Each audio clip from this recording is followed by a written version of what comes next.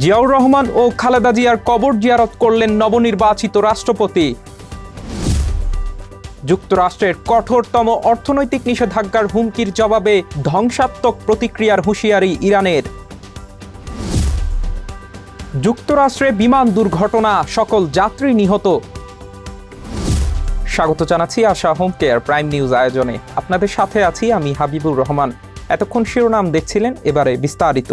ছোটবেলায় আমাকে রেখে মা যখন কাজে যেতেন তখন তার দুশ্চিন্তার শেষ ছিল না, আর এখন আমার সেই অবস্থা। চিন্তা নেই, আপনার পাশে আছে আশা লেক্সা। ইরানের নেতৃত্বকে ক্ষমতাচ্যুত করার লক্ষ্যে ইতিহাসের কঠোরতম আর্থিক নিষেধাজ্ঞা আরোপের যুক্তরাষ্ট্রের হুমকির জবাবে ধ্বংসাত্মক প্রতিক্রিয়ার হুঁশিয়ারি দিয়েছে তেহরান। শুক্রবার ইরানি কর্মকর্তাদের এমন মন্তব্যের একদিন আগেই মার্কিন ট্রেজারি সেক্রেটারি স্কট বেসেন্ট এই নিষেধাজ্ঞার ঘোষণা দেন। বিস্তারিত আন্তর্জাতিক ডেস্ক রিপোর্টে। দীর্ঘ প্রায় 6 মাস ধরে চলা সংঘাতের মধ্যে যুক্তরাষ্ট্র ও ইরান এখন পরস্পরকে নতুন করে হুমকি পাল্টা হুমকি দিচ্ছে। ইরানের সশস্ত্র বাহিনীর প্রধান মেজর জেনারেল আলী আবদুল্লাহি বলেছেন, স্থল, সমুদ্র, আকাশ, বিমান প্রতিরক্ষা ও সাইবার সব ক্ষেত্রে প্রস্তুত থেকে শত্রুর নতুন হুমকির বিরুদ্ধে চূর্ণকারী ও ধ্বংসাত্মক জবাব দেবে ইরানের সশস্ত্র বাহিনী। মধ্যস্থতাকারী আলোচনায় ইরানের প্রধান প্রতিনিধি পার্লামেন্ট স্পিকার মোহাম্মদ বাকের গালিবাফ বলেছেন, সরাসরি সামরিক সংঘাতে জয়ী না হতে পেরেই যুক্তরাষ্ট্র এখন অর্থনৈতিক যুদ্ধের পথ বেছে নিয়েছে।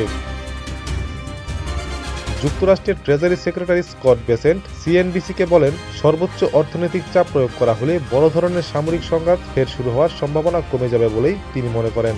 এপ্রিলে আরোপ করা নৌ অবরোধ এবং নতুন কঠোরতম নিষেধাজ্ঞা, এই দুই আঘাতেই ইরানের শাসন ব্যবস্থা ভেঙে পড়বে বলে তিনি আশাবাদী। 1979 সালে ইসলামী বিপ্লবের পর থেকে প্রায় 50 বছর ধরে ক্রমাগত অর্থনৈতিক নিষেধাজ্ঞার মুখে টিকে থাকা ইরান এবারও যুক্তরাষ্ট্রের এই পদক্ষেপকে অর্থনৈতিক সন্ত্রাস আখ্যা দিয়ে তা প্রত্যাখ্যান করেছেন। বিশ্লেষক প্রতিষ্ঠান ক্লারের তথ্য অনুযায়ী ইরানের সমুদ্রপথে রপ্তানি করা তেলের 80% বেশি কেনে চীন। তবে জুলাই পুনরায় আরোপ করা মার্কিন অবরোধের কারণে তেহরানের তেল সরবরাহ ইতিমধ্যে কমতে শুরু করেছে। ATV USA news desk. যুক্তরাষ্ট্রের আলাস্কায় একটি প্রত্যন্ত বিমান ঘাঁটির কাছে চার্টার্ড বিমান বিধ্বস্ত হয়ে বিমানে থাকা 8 জনের সবাই নিহত হয়েছেন। বৃহস্পতিবার স্থানীয় সময় দুপুরের দিকে কেপ নিউয়েনহামের কাছে এই দুর্ঘটনা ঘটে বলে জানিয়েছে মার্কিন বিমান বাহিনী। আন্তর্জাতিক ডেস্ক রিপোর্টে বিস্তারিত থাকছে। দুর্ঘটনা কবলিত বিমানটি আলাস্কার রাজধানী অসকোরেজ থেকে যাত্রা শুরু করেছিল। দুর্ঘটনার কারণ এখনও জানা যায়নি। তদন্ত শুরু করেছে যুক্তরাষ্ট্রের ফেডারেল এভিয়েশন প্রশাসন ও national transportation safety board. Security aviation পরিচালিত সেসনা 441 মডেলের যমজ ইঞ্জিনের বিমানটি অসকোরেজ থেকে প্রায় 725 কিলোমিটার দূরে দীর্ঘ পাল্লার রাডার স্টেশন কেপ নিউয়েনহামের উদ্দেশ্যে যাচ্ছিল। স্থানীয় সময় দুপুর 12:15 গন্তব্যের কাছাকাছি বিমানটি বিধ্বস্ত হয় বলে জানিয়েছে ফেডারেল এভিয়েশন প্রশাসন। ন্যাশনাল ট্রান্সপোর্টেশন সেফটি বোর্ডের আলাস্কা অঞ্চলের প্রধান ক্লিন্ট জনসন জানিয়েছেন, বিমানে 2 জন পাইলট ও 6 জন যাত্রী ছিলেন। উদ্ধারকারী দল ঘটনাস্থলে পৌঁছে নিশ্চিত করেছে যে কেউ বেঁচে নেই। যুক্তরাষ্ট্রের সেনাবাহিনীর ক্রপস অফ ইঞ্জিনিয়ার জানিয়েছে, নিহতদের মধ্যে তাদের 2 জন কর্মী ছিলেন এবং বিমানটি তাদেরই চার্টার করা ছিল। নিহতদের পরিচয় স্বজনদের জানানোর পর প্রকাশ করা হবে বলে জানানো হয়েছে। আলাস্কান কমান্ডের প্রধান লেফটেন্যান্ট জেনারেল রবার্ট ডেভিস এক বিবৃতিতে বলেন, নিহতরা কঠিন পরিবেশে গুরুত্বপূর্ণ দায়িত্ব পালনরত নিবেদিত প্রাণ পেশাজীবী ছিলেন। এটি সামরিক পরিবার ও সংশ্লিষ্ট সম্প্রদায়ের জন্য এক বিপর্যয়কর ক্ষতি বলে মন্তব্য করেন তিনি। কেপ নিউয়েনহাম দীর্ঘপল্লা রাডার স্টেশনটি আলাস্কা রাডার সিস্টেমের অংশ, যা আলাস্কার আকাশসীমায় চলাচলকারী বিমান নজরদারির জন্য ব্যবহৃত প্রত্যন্ত রাডার স্টেশনগুলোর একটি network. ATV USA international desk. পাকিস্তানের সাবেক প্রধানমন্ত্রী ইমরান খানকে আদালতের নির্দেশে হাসপাতালে চিকিৎসা পরীক্ষার পর শুক্রবার ভোরে আবার কারাগারে ফেরত পাঠানো হয়েছে। আদালত তাকে বেসরকারি শিফা ইন্টারন্যাশনাল হাসপাতালে নেওয়ার নির্দেশ দিলেও নিরাপত্তাজনিত কারণ দেখিয়ে সরকারিভাবে পরিচালিত পিমস হাসপাতালে নিয়ে যাওয়া হয়। বিস্তারিত আন্তর্জাতিক ডেস্ক রিপোর্টে। পাকিস্তানের সাবেক প্রধানমন্ত্রী ইমরান খানকে আদালতের নির্দেশে হাসপাতালে চিকিৎসা পরীক্ষার পর শুক্রবার ভোরে আবার কারাগারে ফেরত পাঠানো হয়েছে। আদালত তাকে বেসরকারি শিফা ইন্টারন্যাশনাল হাসপাতালে নেওয়ার নির্দেশনা দিল। নিরাপত্তাজনিত কারণ দেখিয়ে সরকারিভাবে পরিচালিত পিমস হাসপাতালে নিয়ে যাওয়া হয় তাকে।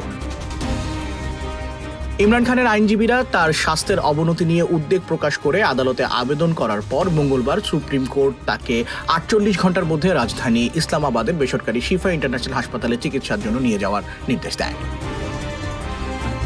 তথ্যমন্ত্রী আতাউল্লাহ তারার এক্স পোস্টে জানান, শিফা হাসপাতালে ইমরান খানের সমর্থকদের কারণে সৃষ্ট নিরাপত্তা পরিস্থিতির জেরে তাকে শিফা হাসপাতালের বদলে সরকারি হাসপাতালে পাকিস্তান ইনস্টিটিউট অব মেডিকেল সায়েন্সে নেওয়া হয়। চক্ষু বিশেষজ্ঞ, হৃদরোগ বিশেষজ্ঞ ও একজন চিকিৎসক সহ একটি দল তাকে বিস্তারিত পরীক্ষা শেষে চিকিৎসাগতভাবে সুস্থ ঘোষণা করে। চিকিৎসক ও ইমরান খানের বোন উজমা খানও এই পরীক্ষার সময় উপস্থিত ছিলেন। এর আগে বৃহস্পতিবার রাতে শিফা হাসপাতালের আশেপাশে শত শত পুলিশ মোতায়েন করা হয় এবং হাসপাতালমুখী সড়কগুলো ঘিরে রাখা হয়, যেখানে 73 বছর বয়সী ইমরান খানের বহু সমর্থক অপেক্ষা করছিলেন।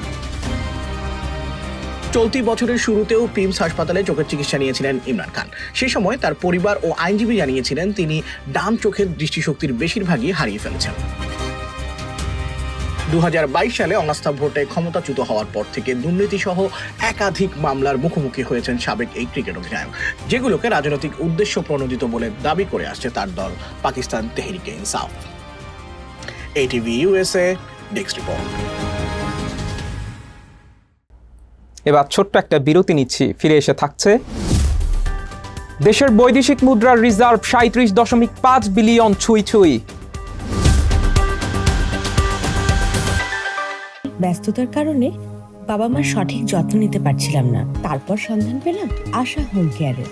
আশা হোম কেয়ার, ভালোবাসার পরশে প্রবীণদের পাশে।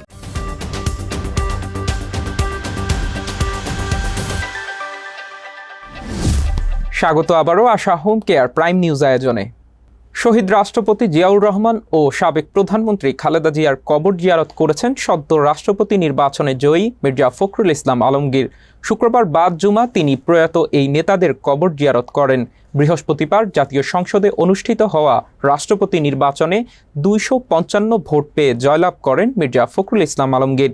তার প্রতিদ্বন্দ্বী অলি আহমদ পান 88টি ভোট। শিক্ষকতা ছেড়ে রাজনীতিতে আসা প্রবীণ নেতা মির্জা ফখরুল ইসলাম আলমগীর 1988 সালে নির্বাচিত হন পৌরসভার চেয়ারম্যান। 1991 সালে প্রথম নির্বাচিত হন সংসদ সদস্য হিসেবে। কালের পরিক্রমায় বিভিন্ন মন্ত্রণালয়ে মন্ত্রী প্রতিমন্ত্রী হিসেবে দায়িত্ব পালন করেছেন তিনি। 2011 সাল থেকে বিএনপির সর্বোচ্চ দ্বিতীয় ব্যক্তি হিসেবে দায়িত্ব পালন করেন তিনি। 2016 সালের ভারপ্রাপ্ত থেকে পূর্ণাঙ্গ মহাসচিব হন মির্জা ফখরুল ইসলাম আলমগীর।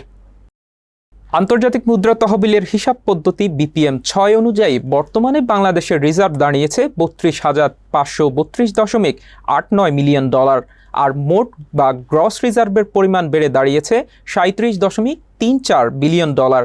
কেন্দ্রীয় ব্যাংকের তথ্য বিশ্লেষণে দেখা গেছে মাত্র 2 দিনের ব্যবধানে রিজার্ভে উল্লেখযোগ্য বৃদ্ধি হয়েছে।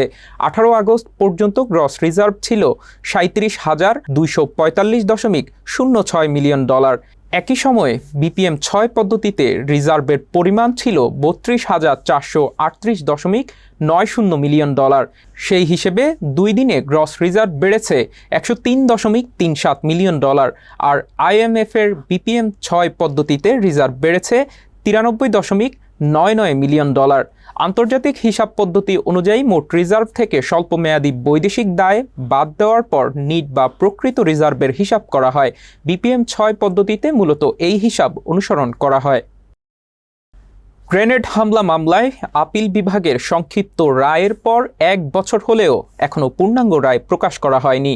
গত বছরের সেপ্টেম্বরে সাবেক প্রধান বিচারপতি সৈয়দ রেফাত আহমেদের নেতৃত্বে 6 বিচারপতির পূর্ণাঙ্গ বেঞ্চ 49 আসামির সবাইকে খালাস দেন। এই মামলার আইনজীবীরা জানান, রাজনৈতিক কারণেই তারেক রহমান সহ বিএনপি নেতাদের আসামি করে সাজা দেওয়া হয়েছিল, কিন্তু হাইকোর্ট ও আপিল বিভাগ তাদের নির্দোষ ঘোষণা করেন। 2004 সালের 21শে আগস্ট রাজধানীতে আওয়ামী লীগের সমাবেশে গ্রেনেড হামলায় 24 জন নিহত এবং আহত হয় 3 শতাধিক। বিচারিক আদালত লুৎফুজ্জামান বাবর ও আব্দুস সালাম পিন্টু সহ 19 জনের বিরুদ্ধে মৃত্যুদণ্ড এবং তারেক রহমান সহ 19 জনের যাবজ্জীবন কারাদণ্ডের রায় দেন। অন্যান্যদের দেন বিভিন্ন মেয়াদে সাজা। আবারও একটা বিরতি নিচ্ছি, ফিরে এসে থাকছে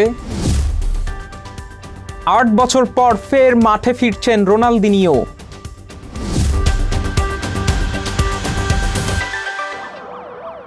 আমি যদি মিথ্যে বলতাম তাহলে আমার ছেলেটা কি শিখত?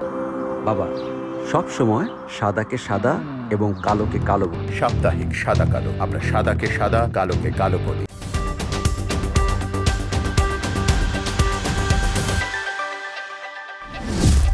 ফিরে এলাম আশা হোম কেয়ার প্রাইম নিউজে। এবার খেলার খবর। দীর্ঘ ৮ বছর অবসরে থাকার পর আবারও মাঠে ফেরার প্রস্তুতি নিচ্ছেন ব্রাজিলিয়ান ফুটবল কিংবদন্তি রোনালদিনিও। ৪৬ বছর বয়সী এই তারকা নাম লিখিয়েছেন ইতালির ৩য় বিভাগের ক্লাব রাভেন্নায়। বৃহস্পতিবার ইতালির রাভেন্নার একটি সমুদ্র সৈকতে আনুষ্ঠানিকভাবে রোনালদিনিওকে পরিচয় করিয়ে দেয় ক্লাবটি। বৃষ্টি উপেক্ষা করে সেই আয়োজনে হাজির হন প্রায় ৬,০০০ দর্শক। দিনটির নামও দেওয়া হয় রোনালদিনিও ডে।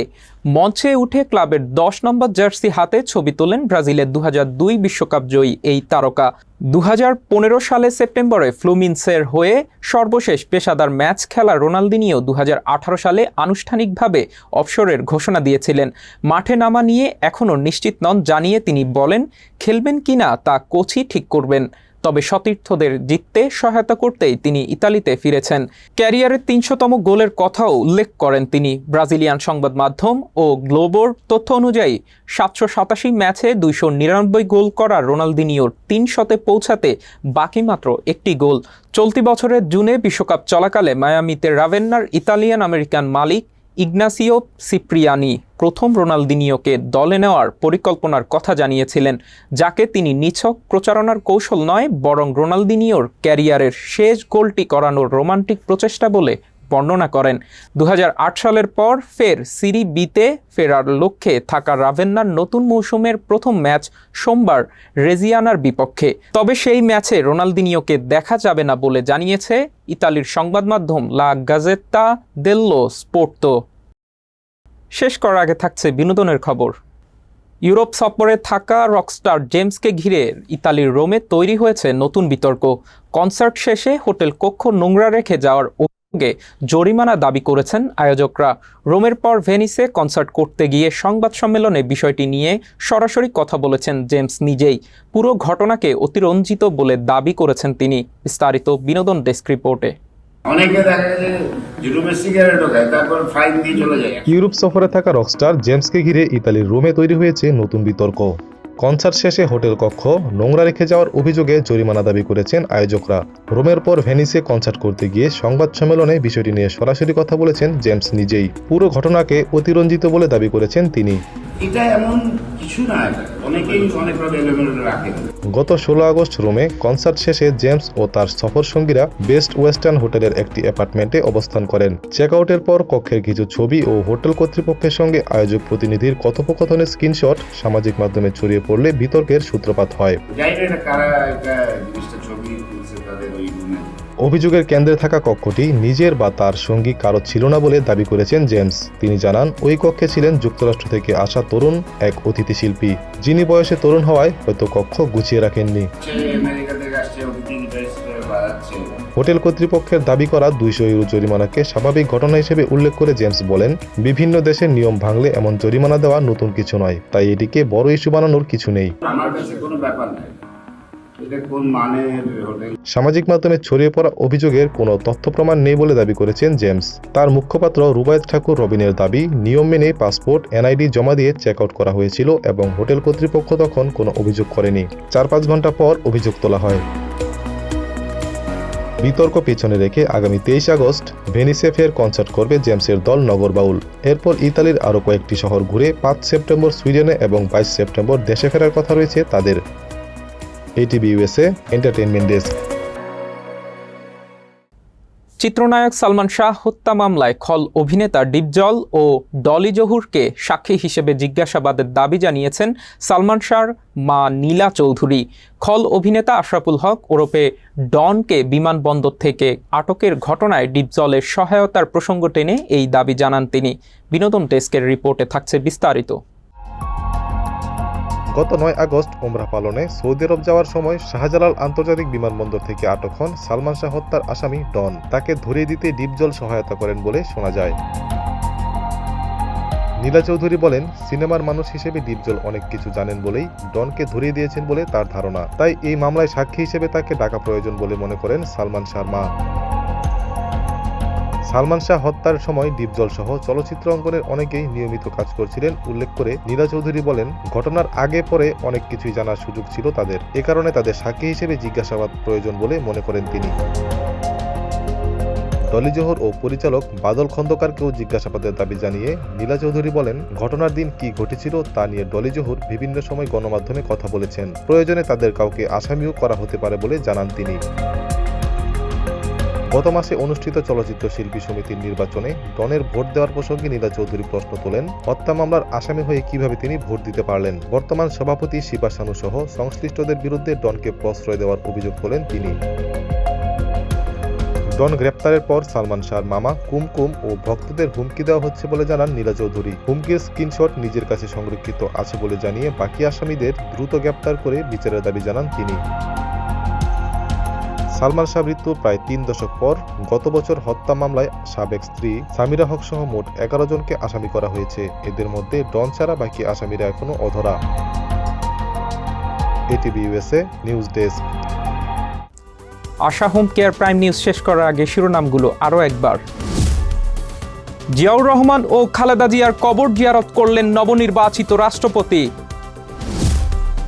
যুক্তরাষ্ট্রের কঠোরতম অর্থনৈতিক নিষেধাজ্ঞার হুমকির জবাবে ধ্বংসাত্মক প্রতিক্রিয়ার হুঁশিয়ারি ইরানের। যুক্তরাষ্ট্রে বিমান দুর্ঘটনা, সকল যাত্রী নিহত।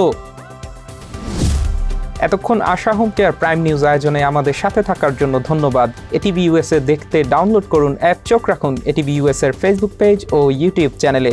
থাকুন এটিভি ইউএসএর সাথে, থাকুন সংবাদে, সংস্কৃতিতে, বিশ্বজুড়ে বাঙালিয়ানায়।